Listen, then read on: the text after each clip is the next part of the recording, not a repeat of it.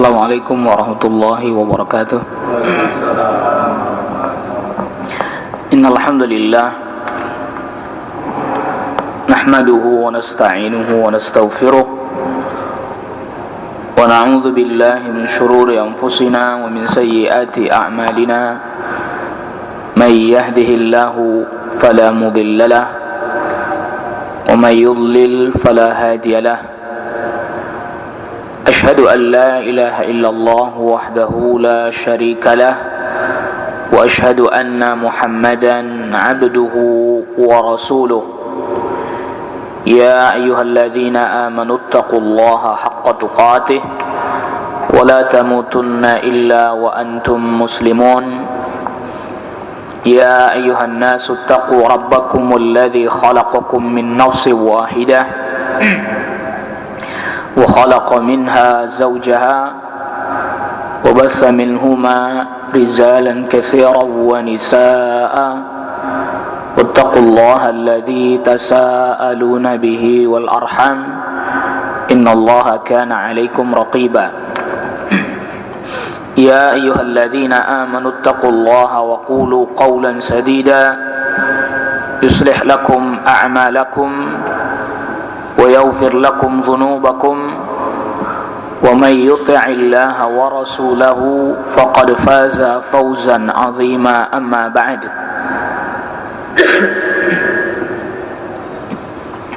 فإن أصدق الحديث كتاب الله وخير الهدي هدي محمد صلى الله عليه وسلم وشر الأمور محدثاتها وكل محدثة بدعة وكل بدعة ضلالة وكل ضلالة في النار.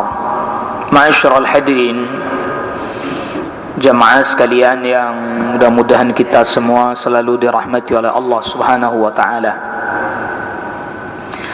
Pada pertemuan kita di sore hari ini, kita akan membahas tentang salah satu dari kejadian yang akan terjadi pada masa yang akan datang, yang telah dikhabarkan kepada kita oleh Allah Subhanahu wa taala.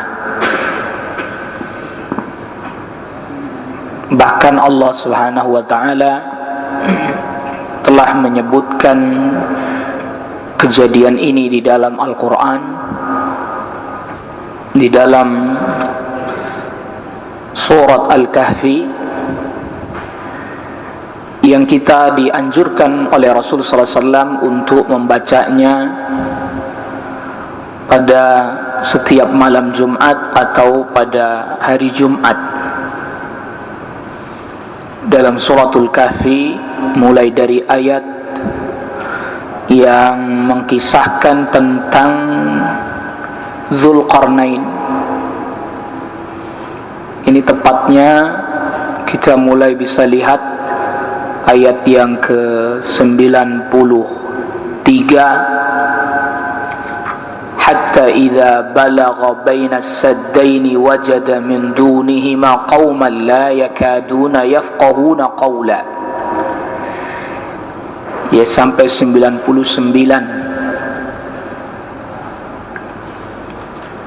Di mana di dalam surat ini menyebutkan bahwa Dzulqarnain sampai pada satu tempat di antara dua tempat atau dua gunung.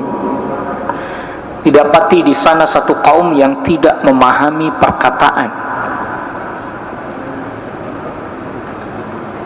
Memang tidak ada informasi, ya tidak ada dalil yang sampai kepada kita di mana tempat tersebut. Qalu, kaum tersebut mereka berkata, ya Dzulqarnain, inna Ya'juj wa Ma'juj mufsiduna fil ard.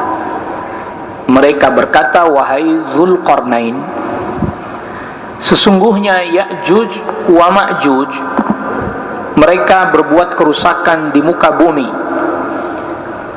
Fahal naj'alu laka kharjan ala an taj'ala bainana wa bainahum sadda. Apakah engkau mau kami beri upah untuk membuat penghalang, tembok antara kami dengan mereka. Lalu kemudian berkata Dzulqarnain, qala ma makkanni fihi rabbi khairun fa'inuni biquwwatin aj'al bainakum wa bainahum radma. Apa yang Allah telah berikan kepadaku, ya, kemampuan yang Allah berikan kepada Dzulqarnain itu jauh lebih baik, maka berikan pertolongan kepadaku dengan sungguh-sungguh, aku akan jadikan tembok penghalang antara kalian dengan mereka. Ya'juj wa Ma'juj. Ya, sampai akhirnya kemudian singkat cerita dibuatkan tembok. Nah, banyak orang bertanya ini tentang Ya'juj wa Ma'juj. Siapa mereka? Apa dari kalangan manusia? Apa dari kalangan makhluk mana? Atau seperti apa? Bagaimana? Muncul banyak pertanyaan. Bahkan juga banyak analisa-analisa ini muncul. Ada cerita yang beredar tidak benar, ada yang membayang-bayangkan ini Ya'juj Ma'juj ini makhluk apa itu ya. Ini makhluk apa? Nah, Ya'juj wa Ma'juj secara bahasa kita ambil dari beberapa penjelasan para ulama. Ya'juj wa Ma'juj, ada yang mengatakan Ya'juj wa Ma'juj ini adalah nama ajam. Nama ajam itu nama non Arab, jadi ya nggak ada artinya, memang begitu dah. Bukan nama Arab. Sebagian para ulama mengatakan pokoknya ini ada di satu wilayah, di satu daerah. Sekarang masuk wilayah Uzbekistan. Ada yang menyebutkan itu tepatnya di wilayah Dagestan. Itu hanya perkiraan saja, karena tidak ada yang melakukan ekspedisi sampai ke sana, neliti datang itu nggak pernah ada. Kalau melihat itu berarti kemungkinannya memang bukan bahasa Arab. Kalau melihat itu ya, itu berarti Ya'juj wa Ma'juj itu bukan bahasa Arab, bukan berasal dari bahasa Arab. Karena mereka nama satu kaum yang tempat tinggalnya bukan dalam wilayah negeri Arab. Sebagian para ahli bahasa katakan dia berasal dari bahasa Arab. Dia berasal dari kata-kata ajja, ya, uju yang berarti menyala. Yang berarti menyala. Jadi maksudnya adalah mereka berbuat kerusakan seperti api ketika membakar, merusak apa yang dibakar. Ya. Oleh karena itu kemudian mereka disebut dengan Ya'juj wa Ma'juj. Ada lagi sebagian lagi para ulama ahli bahasa, dia berasal dari kata-kata maja yamuju maujan. Ma'juj berasal dari kata-kata maja yamuju maujan. Sebagaimana Allah Subhanahu wa taala firmankan di ayat ke-99 dari suratul Kahfi, wa tarakna ba'dahum yawma idzin yamuju fi ba'din. Itu gelombang, yamuju itu gelombang, dan kami biarkan sebagian mereka keluar menuju kepada sebagian yang lain seperti gelombang, karena begitu banyaknya jumlahnya. Ini menurut para ulama yang mengatakan bahwa secara bahasa dia berasal dari kata-kata maja yamuju maujan. Fa'ala kulli hal, ringkasnya mereka disebut Ya'juj wa Ma'juj. Dari kalangan mana? Mereka manusia. Dari keturunannya Adam, dari keturunannya Hawa, manusia. Berkata Al-Imam Al-Hafiz Ibn Hajar, dari keturunannya Adam, dari jalurnya Nuh alaihi salam, dari keturunannya Nuh alaihi salam, tepatnya dari Yafith. Jadi Nabi Nuh alaihi salam itu anaknya yang selamat Sam Ham, Yafith. Ini yang tenggelam satu nih, yang dikenal dengan Kan'an ya. Jadi Sam, Ham, Yafith. Ini mereka selamat, beriman, ikut di kapal ya, di perahu yang Allah perintahkan Nabi Nuh alaihissalam untuk membangunnya atau membuatnya. Nah, para ulama, semisal Al-Imamul Hafidz Ibnu Katsir katakan, itu banjir bandang itu ya habis semua manusia, habis. Enggak ada yang tersisa. Maka Allah Subhanahu wa taala perintahkan Nuh alaihissalam untuk membawa pasangan, termasuk dari kalangan hewan. Sebab apa? Setelah banjir bandangnya Nuh yang dialami oleh kaumnya Nabi Nuh, Allah Subhanahu wa taala menenggelamkan kaumnya Nabi Nuh. Al-Imamul Hafidz Ibnu Katsir katakan, itu bukan terjadi di tempatnya Nuh saja, tapi di tempat lain. Sehingga kehidupan ya, ditambah lagi manusia pada saat itu, Nuh itu masih jelas keturunannya Adam alaihissalam. Nuh alaihissalam masih keturunannya Adam alaihissalam. Ya, masih keturunannya Adam alaihissalam. Nuh masih keturunannya Adam alaihissalam. Habis kehidupan manusia, tidak ada lagi kecuali yang bersama dengan Nuh alaihissalam. Maka nanti dari Nuh inilah manusia setelahnya. Dari jalurnya Yafith ini muncul nanti orang-orang Turkistan,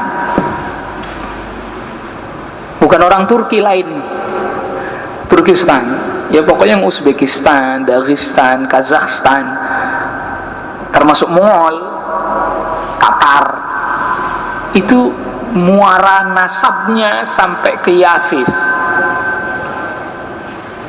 Oleh karena itu para ulama, termasuk Al-Imamul Hafidz Ibn Hajar, termasuk juga Al-Imamul Hafidz Ibn Katsir katakan, Ya'juj wa Ma'juj termasuk keturunannya Yafith bin Nuh alaihissalam. Manusia, mereka manusia, cuman memang sebagaimana tadi kita sudah sebutkan tadi, ketika ada satu kaum yang didatangi oleh Dzulqarnain. Nah, Dzulqarnain, para ulama terjadi perselisihan kapan masanya Dzulqarnain. Dzulqarnain ini bukannya The Great Alexander, itu bukan.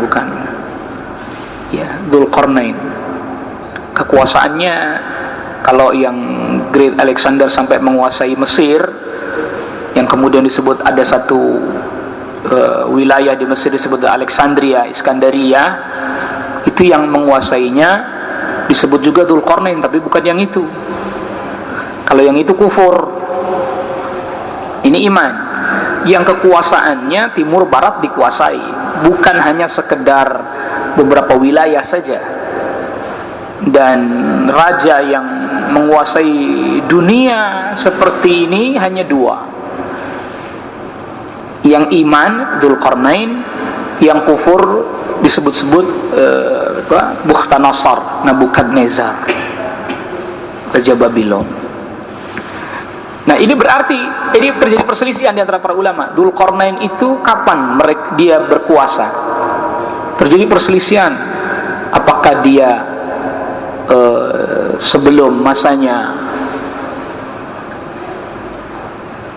Musa alaihissalam, atau dia bersamaan dengan masanya Musa alaihissalam? Iya. Sebagian mengatakan bersamaan dengan masanya Musa alaihissalam, tetapi dia tidak termasuk umatnya Musa alaihissalam. Dia tidak termasuk umatnya Musa alaihissalam. Terjadi perselisihan di antara para ulama tentang masalah kapan masanya Dzulqarnain itu.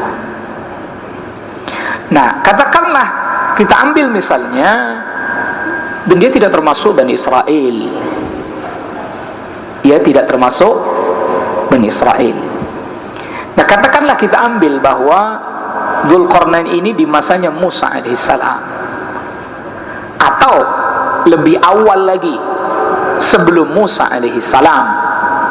Kita ambil katakan yang lebih awal. Lalu kemudian dia mendatangi satu kaum, yang satu kaum itu berkata, sesungguhnya Ya'juj dan Ma'juj berbuat kerusakan di muka bumi. Itu berarti Ya'juj wa Ma'juj telah dikenal, telah diketahui sebagai satu kaum yang memang senangnya berbuat apa? Kerusakan. Iya, senangnya berbuat kerusakan. Berarti mereka sudah ada komunitasnya, masyarakatnya, kaumnya ada.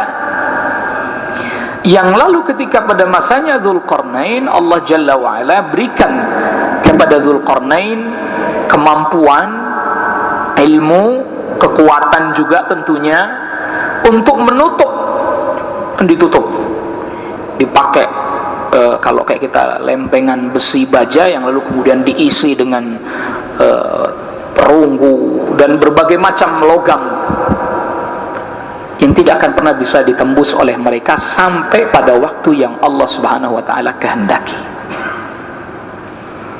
Ya, sampai pada masa di mana Allah Subhanahu wa taala kehendaki. Nah, tentang jumlah mereka, jumlahnya sangat banyak.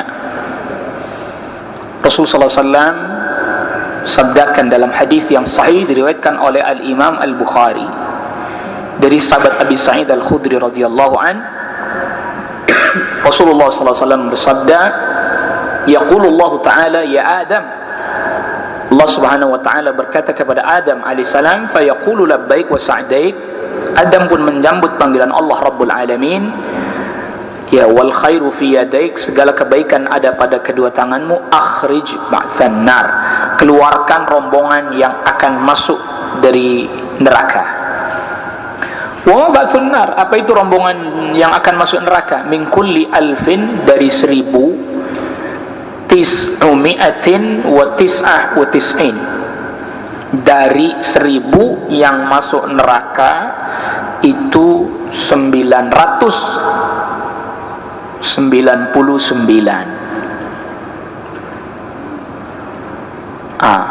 Berarti yang masuk surga berapa itu? Cuma 1. Yang masuk surga cuma 1. Lalu kemudian Rasul SAW ditanya, wa ayyuna dzalikal wahid, Rasul, yang 1 itu siapa di antara kami? Abshiru, Rasul sabdakan, bergembiralah kalian, fa inna minkum rajulan, dari kalian 1 yang selamat. Wa min Ya'juj wa Ma'juj alf, yang 1000 itu Ya'juj wa Ma'juj, yang tadi 999 yang masuk neraka itu Ya'juj wa Ma'juj. Yang masuk surga 1 itu dari kalangan kalian. Nah, di antara faedah yang bisa kita ambil dari hadis ini, Ya'juj wa Ma'juj semuanya masuk neraka semuanya. Gak ada Ya'juj wa Ma'juj yang masuk surga. Ya, nggak ada yang masuk surga. Tetapi kalau dilihat ini berarti jumlahnya 1 banding berapa? 1000. Sekarang jumlah manusia yang ada sekarang berapa? Hah? Di Indonesia aja lah, nggak usah jauh-jauh lah. Hah? Di Indonesia berapa? 250 juta. Nah, kalau 1 banding 1000 berarti kan berapa Ya'juj wa Ma'juj?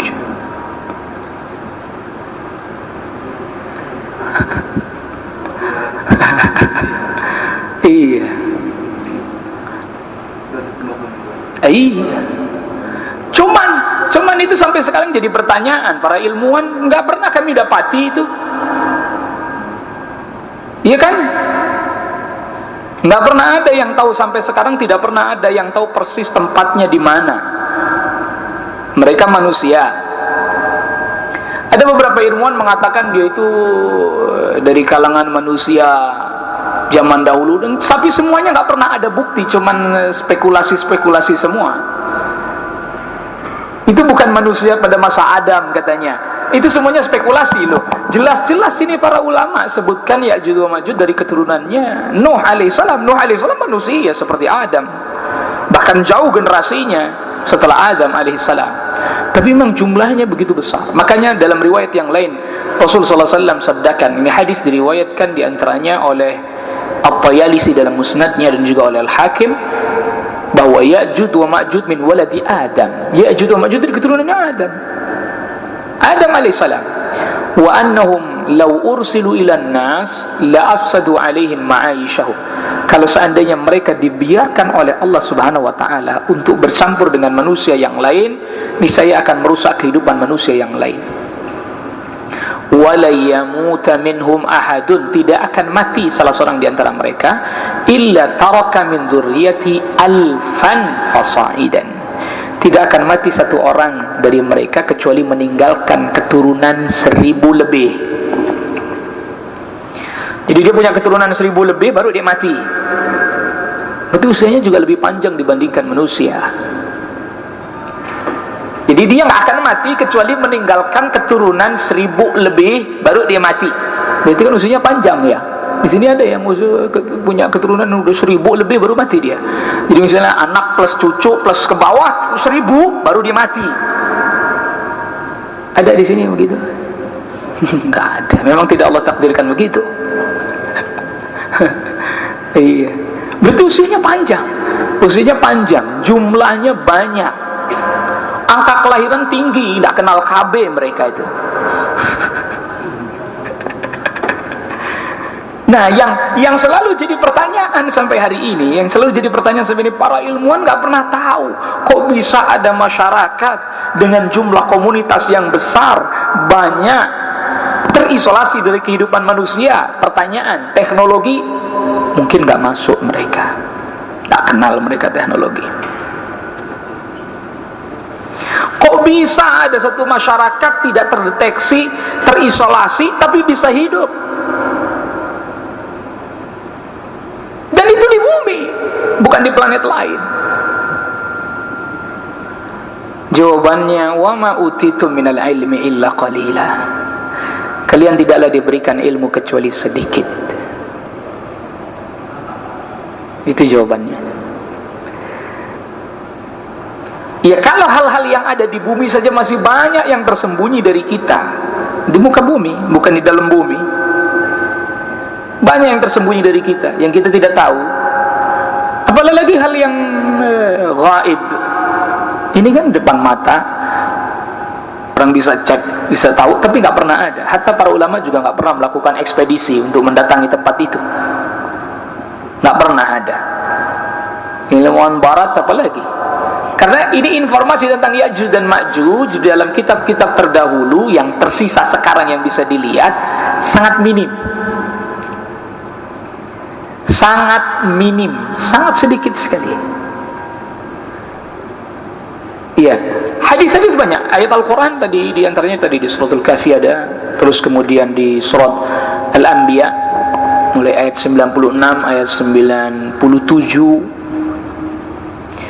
Dan hadis banyak menceritakan tentang mereka, ciri-ciri fisik mereka. Jadi jumlahnya banyak, 1:1000 dengan kita. Usianya juga panjang, dia tidak akan mati kecuali meninggalkan keturunan 1000 baru dia mati. Anaknya, cucunya, jumlah kumulatifnya seluruhnya 1000, baru dia mati. Itu berarti usianya panjang. Nah, kalau tadi misalnya kita hitung itu dari masanya Musa, katakanlah masanya Musa, kita ambil Dzulqarnain semasa dengan Musa, itu udah berapa sekarang? Kalau dilihat dari sabda Rasulullah SAW tadi, mati 1 meninggalkan 1000. Ini mati 1 tumbuh 1000 berlaku nih untuk mereka nih. Ya'juj wa Ma'juj. Kalau kita tidak berlaku, mati 1 nambahnya paling cuma 2 anaknya, itu ya. Mati 1 10 itu udah jarang, itu ya. Jadi mati 1 betul-betul tumbuh 1000. Nah ini nih Ya'juj wa Ma'juj itu berlaku untuk mereka. Nah kalau itu dari masanya Musa alaihissalam, katakan kita ambil masanya Musa alaihissalam tadi, Dzulqarnain hidup di masa itu, sudah ditutup, sudah dibatasi, mereka tidak lagi. pertumbuhannya seperti yang Rasulullah SAW sabdakan. Udah berapa jumlahnya sampai hari ini? Sedangkan berarti angka kematian mereka termasuk sedikit. Berarti satu mati sudah punya generasi 1000 dulu, baru satu mati. Angka kelahirannya tinggi, angka kematiannya sedikit. Berarti dibandingkan kayak Jakarta macet kayak gini, belum sepadat Ya'juj wa Ma'juj berarti ya. Iya belum sepadat Ya'juj wa Ma'juj. Dan kita nggak pernah diberitahukan itu wilayah area mereka seberapa luas. Itu kan cuma pintunya aja tuh, yang 2 gunung berapit gitu yang kemudian ditutup. Itu pintu mereka untuk menuju kepada kehidupan manusia, bercampur dengan manusia. Itu ditutup dia oleh Allah Subhanahu wa taala, tidak bercampur dengan manusia. Kita nggak tahu berapa luas area yang dia miliki. Tetapi yang uniknya nanti kita akan mudah-mudahan ini ketika keluar, mereka peralatan perangnya manual.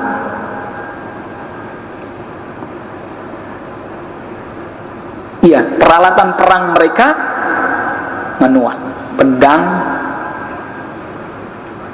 anak panah. Dari situ berarti nggak tersentuh teknologi dia orang.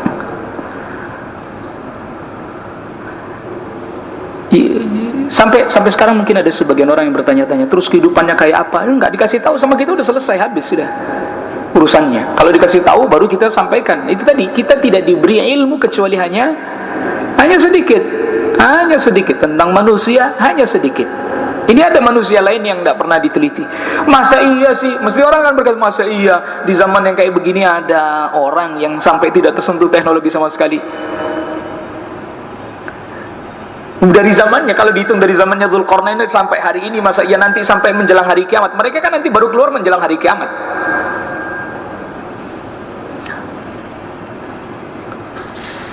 Adapun ciri-ciri fisik mereka, mereka menyerupai orang-orang Mongol.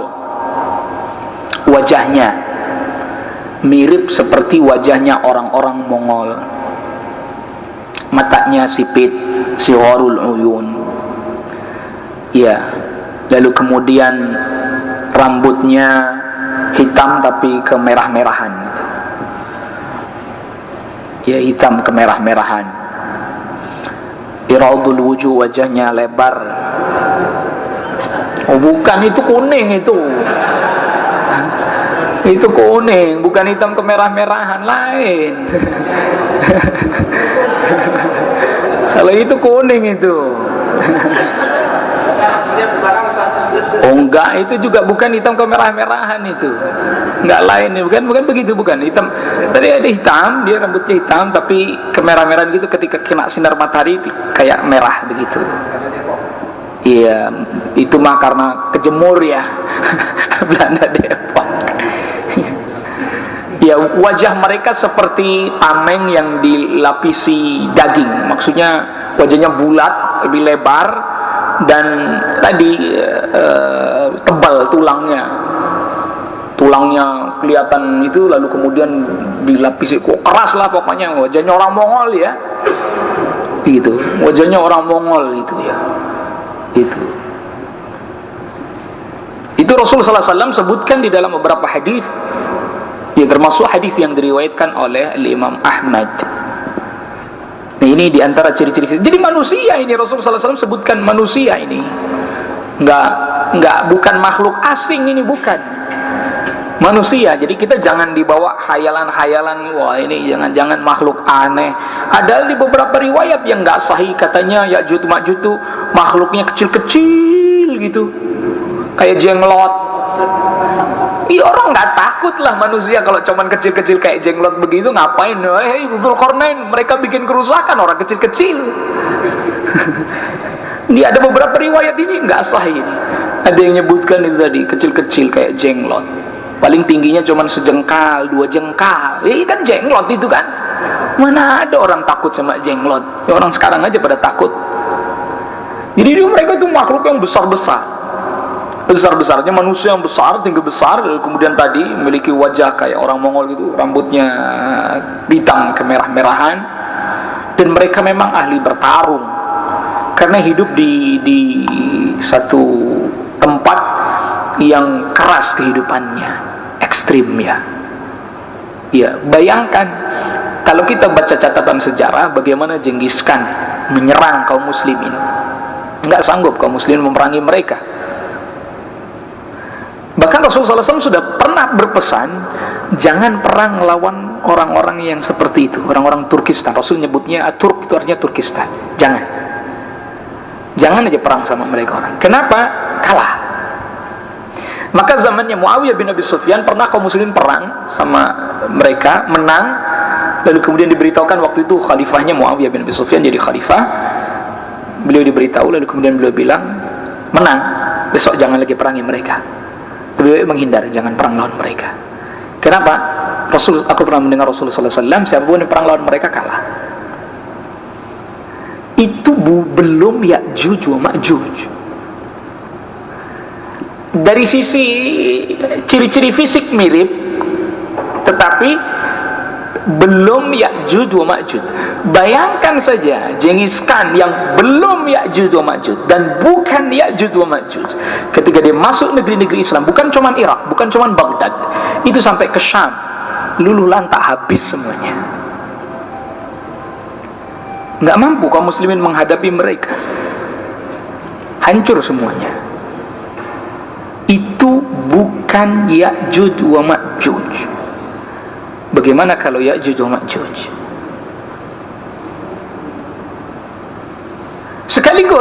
Sekaligus hari ini di sini juga terdapat beberapa faedah. Apa itu faedahnya? Ternyata ada satu kaum yang begitu kuat. Kufur mereka.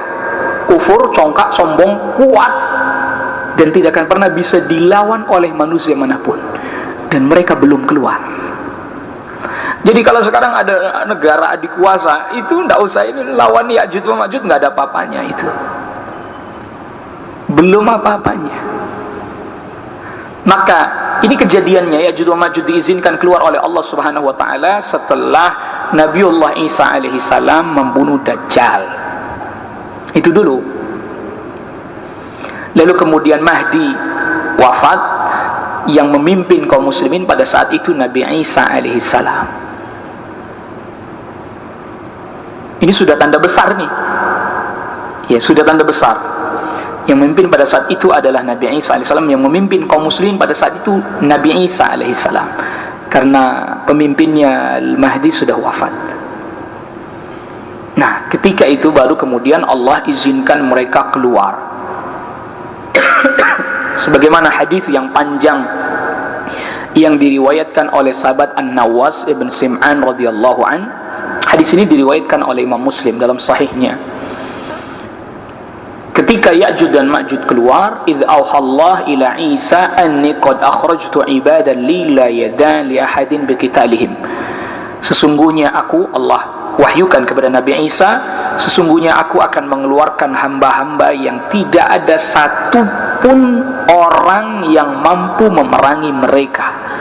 Tidak ada satupun orang yang mampu melawan mereka. Faharriz ibadi ila Tur, bawa ngungsi kaum muslimin menuju Bukit Tur. Bukit Tur itu begitu bersejarah itu.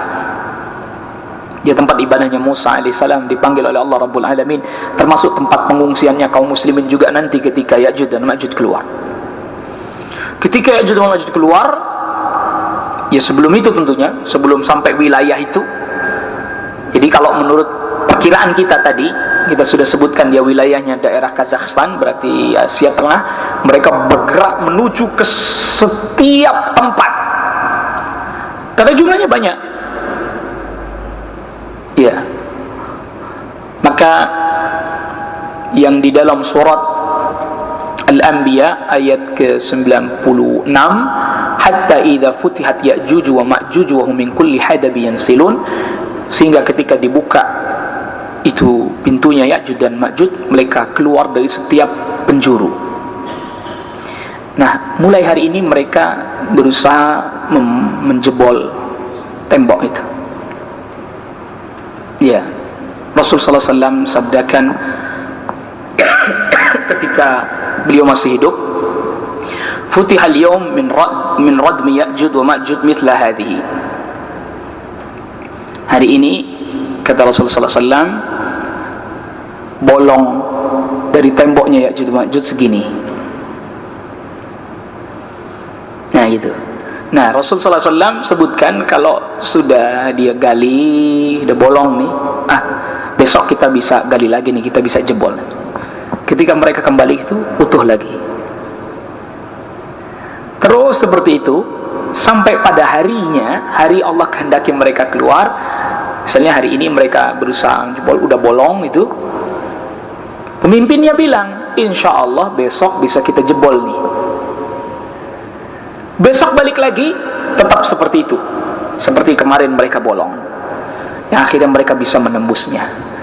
Tapi sebelumnya pemimpinnya nggak pernah bilang insya Allah besok bisa kita jebol ini, balik lagi. Besok ini balik lagi, utuh lagi.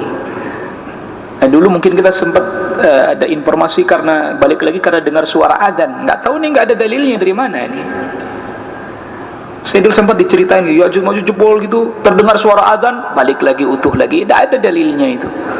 Pokoknya mereka kembali lagi, datang ke situ lagi, balik utuh lagi. Sampai pada hari yang dikehendaki ketika mereka jebol, sudah bisa dibolong tapi belum bisa keluar. Akhirnya kemudian pemimpinnya berkata, besok insya Allah kita bisa akan menjebolnya. Akhirnya besoknya kembali utuh, dia nggak kembali lagi.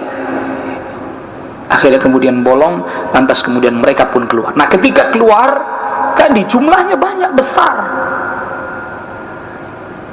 menuju ke segala penjuru. Apa Rasulullah SAW sabdakan?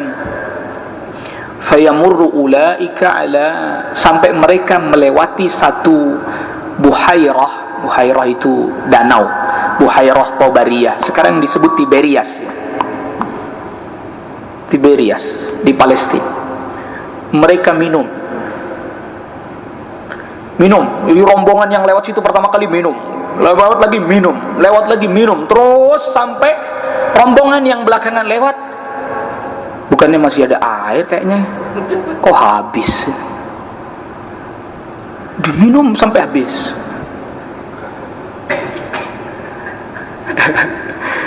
Ya, diminum sampai habis.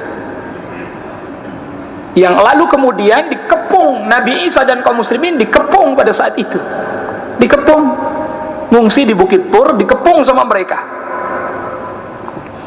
Ya, mereka berkata kita sudah bisa mengalahkan yang di bumi, sudah dikalahin semua, pokoknya nggak ada tersisa manusia kecuali mesti dibantai sama dia kalau ketemu. Jadi pada saat itu Nabi Isa dan kaum muslimin ngungsi, semuanya ngungsi di Bukit Tur. Mereka pun mengarahkan anak panah mereka ke atas langit. Yang di bumi sudah kita bunuh semua, sudah kita kalahin, sekarang yang di langit kita bunuh. Arahkan anak panah ke langit. Semua mereka mengarahkan anak panah ke langit dengan satu komando, melesatkan anak panah ke langit. Bayangkan, karena begitu banyaknya jumlah mereka, tiba-tiba pada saat itu gelap. Gelap karena apa? Anak panah. Allahu Akbar. Gelap, saking jumlahnya banyak, ini bukan jumlah yang sedikit, jumlah yang banyak, sehingga ketika mengarahkan ke langit bersamaan anak panahnya, tembakan bersamaan, langsung gelap langit. Lalu kemudian tiba-tiba anak panah itu kembali lagi ke bumi, berlumuran darah dengan izin Allah Rabbul Alamin. Akhirnya mereka pun tertawa, yang di langit juga udah kalah, udah mati, ini berlumuran darah. Kita sudah kalahkan yang di bumi, yang di langit juga sudah kita kalahkan. Nah, kaum muslimin pada saat itu Rasulullah SAW sabdakan bahwa pada saat itu dalam keadaan lapar yang luar biasa, wa yuhsaru nabiyullah Isa wa ashabu hatta yakuna ra'su thawr li ahadim khairan min 100 dinar li ahadikumul yawm. Sampai pada hari itu satu kepala sapi itu jauh lebih berharga bagi mereka daripada 100 dinar. Kenapa? Nggak ada makanan yang dimakan. Kalau ada punya makanan, satu kepala sapi untuk dimakan itu jauh lebih baik daripada 1000 dinar. Karena itu dilapar yang luar biasa. Harta pada saat itu sudah nggak berharga. Orang punya uang 1000 dinar nggak berharga. Kalau umpamanya 100 dinar nggak berharga. Berdoa kepada Allah Rabbul Alamin akhirnya. Berdoa kepada Allah Rabbul Alamin agar diberikan pertolongan. Ternyata apa yang terjadi? Allah utus ulat yang menggerogoti leher mereka. Ya, Allah mengutus ulat yang menggerogoti leher mereka sehingga kemudian mereka mati secara bersamaan. Sehingga kemudian Nabiullah Isa alaihissalam dan kaum muslimin turun dari Bukit Tur, tidaklah mendapati tempat di muka bumi sejengkal saja kecuali dipenuhi dengan bangkai Ya'juj wa Ma'juj, dan bau busuk menyebar di mana-mana. Lalu kemudian Allah Subhanahu wa taala, ada dua riwayat. Riwayat yang pertama menyebutkan Allah Subhanahu wa taala mengutus burung yang besarnya seperti leher unta. Ya, lalu kemudian mengangkat itu mayat-mayatnya Ya'juj wa Ma'juj, dibuang di tempat yang Allah kehendaki. Sebagian riwayat yang lain menyebutkan Allah Subhanahu wa taala, ini riwayatnya Imam Hakim, menurunkan hujan yang deras. Ada dua-duanya mungkin. Selain burung itu juga turun hujan yang deras yang kemudian menyapu bangkai mereka karena hujan deras itu, yang kemudian ke bawah air ke lautan. Allah bersihkan bumi dengan cara seperti itu. Nah, setelah itu ada satu riwayat yang menyebutkan itu bekas anak panahnya itu dipakai oleh kaum muslimin untuk kayu bakar 7 tahun gak habis-habis. Itu bekas anak panahnya mereka itu dipakai buat kayu bakar 7 tahun kagak habis-habis. Kayu bakar nggak usah pakai nyari itu, tinggal mengutin aja, masak itu nggak usah pakai itu. 7 tahun dah habis-habis karena jumlahnya mereka yang begitu besar. Ya, jumlahnya mereka begitu. Tapi ada sebagian riwayat lagi yang menyebutkan ya bahwa setelah itu kaum muslimin masih ada aktivitas melaksanakan haji, masih melaksanakan umrah, masih ada. Baru nanti kemudian setelah itu ada tanda-tanda yang besar lagi yang menunjukkan menjelaskan tentang kehancuran Ka'bah, diserangnya Ka'bah dan kehancuran Ka'bah. Nah, pelajaran yang bisa kita ambil diantaranya adalah ya, sekuat apapun manusia tentu dia bukan tandingan Allah Rabbul Alamin. Bayangkan, itu orang kuat-kuat kayak begitu, nggak ada satupun manusia yang ngelawan mereka. Dia hancur binasa hanya dengan ulat saja. Betul mudah bagi Allah Rabbul Alamin. Cuman diutus ulat aja habis urusan. Digerogoti leher mereka, mati mereka. Itu orang kuat, hebat, terlatih. Tidak ada yang sulit bagi Allah Rabbul Alamin. Semuanya mudah bagi Allah Rabbul Alamin.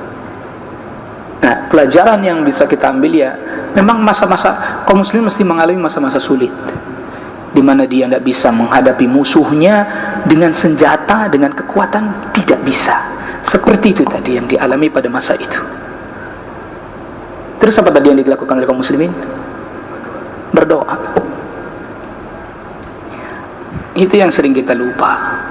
Memperbaiki ketaatan kepada Allah Rabbul Alamin, lalu kemudian berdoa. Kita fisiknya udah lemah begini, senjata tidak punya yang bagus, berdoa. Orang kan sering berkata, masa timbang doa doang katanya. Nah, terus mau apa? Lu makannya aja tempe, pegang senjata gemeter-gemeter, manah meleset melulu. Padahal itu udah ada kekerannya, panah zaman sekarang. Loh, orang-orang Quraisy itu, anak-anaknya Quraisy itu manah naik kuda, seret. Sambil naik kuda sambil manah, bukan berdiri gitu manah, itu mah nggak main. Iya, naik kuda manah dia, sambil berburu. Itu, naik kudanya nggak bisa kita. Mana berdiri meleset melulu, padahal udah pakai ada beginiannya udah. Jadi ketika kaum muslimin menghadapi satu kondisi, dia tidak bisa melawan musuhnya dengan kekuatannya, dengan senjatanya, ya memang ngungsi. Banyak sekali faedah kalau mau kita sebutkan satu persatu. Memang ngungsi, dan senjata yang dia punya berdoa kepada Allah Rabbul Alamin. Jadi jangan pernah berputus asa berdoa, memohon kepada Allah Rabbul Alamin. Nasrun min Allah wa fathun qarib. Kemenangan, pertolongan datang dari Allah, dan kemenangan itu datang. Ya, asalkan keyakinannya betul-betul sungguh-sungguh kepada Allah Rabbul Alamin, bertauhid kepada Allah Rabbul Alamin. Ya, jangan berputus asa. Ya, jangan juga kemudian melanggar aturan syariat. Ya, jangan juga melanggar aturan syariat. Jangan ingin meraih kebaikan tapi kemudian melanggar aturan-aturan syariat. Wallahu a'lam. Ya, ini yang bisa saya sampaikan pada pertemuan kali ini, karena memang ba'da maghrib saya mohon maaf tidak bisa melanjutkan. Jadi boleh silakan yang mau bertanya sekarang. Tapi secara umum, secara singkat, pembahasan tentang Ya'juj dan Ma'juj tadi sudah saya sebutkan secara singkat. Wallahu a'lam. Silakan. Abang Ustaz, dari anak. Tadi kaum muslimin ketika Ya'juj Ma'juj udah turun dan menyerang ke muka bumi, itu hanya ada kaum muslimin yang ada di Bukit Tur. Bagaimana kaum muslimin yang ada di negeri-negeri lain, Ustaz? Ya, wallahu a'lam. Jadi ketika Dajjal muncul, ketika Dajjal keluar, kaum muslimin dimanapun berada diperintahkan untuk lari, menghindar. Dan di antara tempat menghindar itu adalah ke Bukit Tur, atau negeri yang dekat Bukit Tur. Jadi di antara tempat menghindar, sebagaimana hadis diriwayatkan At-Tabrani dan yang lainnya, Masjidil Haram yang tidak didatangi oleh Dajjal, kemudian Masjid Nabawi, kemudian Masjidil Aqsa, satu lagi Bukit Tur. Maka Rasulullah SAW sabdakan bahwa negeri Syam itu adalah hari ini negeri yang orang hijrah meninggalkannya, tetapi nanti menjadi negeri yang orang berbondong-bondong hijrah ke sana. Sehingga wallahu a'lam, jadi kalau ditanya bagaimana dengan kaum muslimin yang selain di sana, karena kaum muslimin di akhir zaman itu berbondong-bondong untuk hijrah menuju negeri Syam. Ingat, saya selalu ingatkan, jangan coba tanya Indonesia di mana ya, karena saya udah nggak tahu tuh kalau udah sampai situ tuh ceritanya. Jangan-jangan udah masuk negeri yang ditenggelamkan. Loh, penenggelaman di timur dan di barat loh kan? Penenggelaman di timur dan di barat. Itu. Jadi saya kalau ditanya tentang Indonesia, wallahu a'lam, mungkin udah termasuk yang udah ditenggelamkan oleh Allah Rabbul Alamin. Maka ceritanya udah muter-muter, paling Mekah, Madinah, Syam. Ceritanya udah di situ tuh berputarnya. Tentang hari akhir udah ceritanya berputar di situ. Anda silakan beli buku yang ditulis oleh Syekh Dr. Yusuf bin Abdullah bin Yusuf Al-Wabil, Asyratus Sa'ah, tanda-tanda hari kiamat. Itu ceritanya nggak jauh-jauh tuh. Paling ntar ada Konstantin, itu sebelum Dajjal keluar, perang kaum muslimin melawan Konstantin dan menang. Tapi habis itu ceritanya semuanya Syam semuanya. Apalagi setelah Ka'bah hancur, apalagi setelah Madinah kosong, sehingga Masjid Nabawi Rasul sebutkan ada serigala masuk ke salah satu ke Masjid Nabawi dan kencing di salah satu tiang Masjid Nabawi, yang menunjukkan sudah kosong, tidak ada lagi orang Islam di Makkah, Madinah. Kemana mereka? Ke Syam. Ke Syam. Karena nanti orang semua sebelum hari kiamat terjadi digiring semuanya ke Syam. Ya wallahu ta'ala ala wa alam.